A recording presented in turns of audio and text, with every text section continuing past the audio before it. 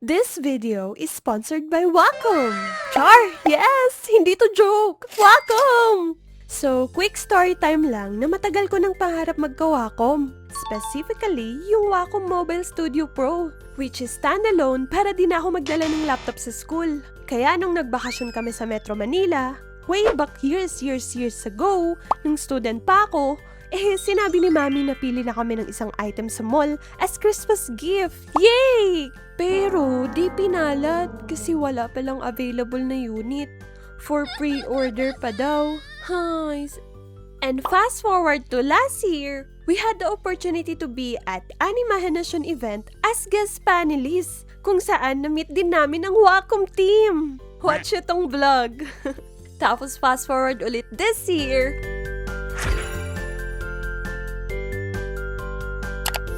Wacom sent me their first ever Android tablet!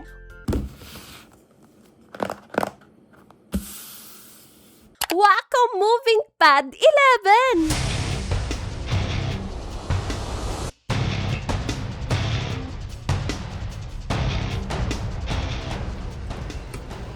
Pagka-claim sa LBC, in-unbox agad eh. May kasama na rin itong complimentary apps na may free 2 years of Clip Studio Paint debut and 6 months of Ibis Paint membership. Na-inlove talaga ako sa feature na to. Anti-glare screen. At i-combo mo pa with Wacom Pro Pen 3 na super lightweight. Parang literal na pencil talaga. Chargeless at walang battery.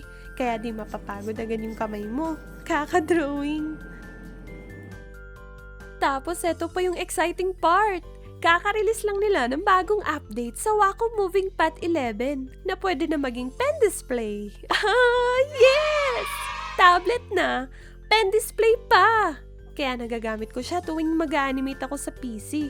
May dalawang option para magamit siya as pen display, with USB port and with wireless Wi-Fi.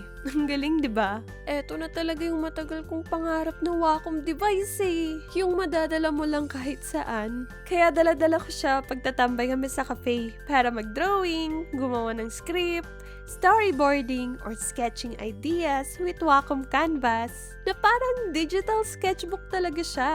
Ito rin gamit ko habang nagko-conceptualize ng ideas and designing our packaging box for our own plushies! Yes! May merch na ulit kami! Bili kayo ah! At as an artist, learning never stops, ika nga. Kaya bumiyahe kami pa Manila para mag-attend ng workshop ni Sir Bobby Pontilla sa CIIT.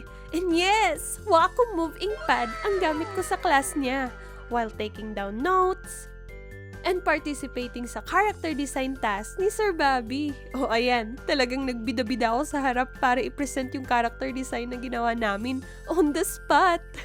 Nag-enjoy kami sa workshop na to. Student for a day yarn. Ang sarap talaga sa feeling mag-drawing dito sa screen na to. So far, eto lang naman yung issues ko na di pa available sa market yung cover niya. And knowing me as clumsy bunny, ayaw ko siyang magasgasan agad. Overall, this tablet is super great, mapa-beginner artist ka man o professional. Super helpful talaga to sa akin as an animator, content creator, and now a merch artist. Diba, ang dami kong magawa sa tablet na to. Tumaas yung level ng productivity ko.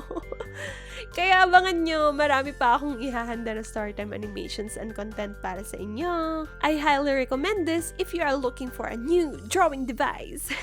Kaya bili na! And of course, shout out to Wacom! Thank you so much for this opportunity to test your newest product. I'm proud to say that I'm a Wacom baby now. Ano daw? Speaking of merch, iniimbitahan ko kayo sa aming mga art events this year! Yes!